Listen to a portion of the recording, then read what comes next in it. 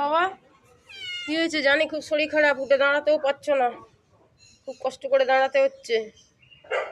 নিজে একে ছোট, তারপরে আবার 3টে ছানাপোনা হয়েছে। আহারে কি অবস্থা হয়ে গেল ফট করে।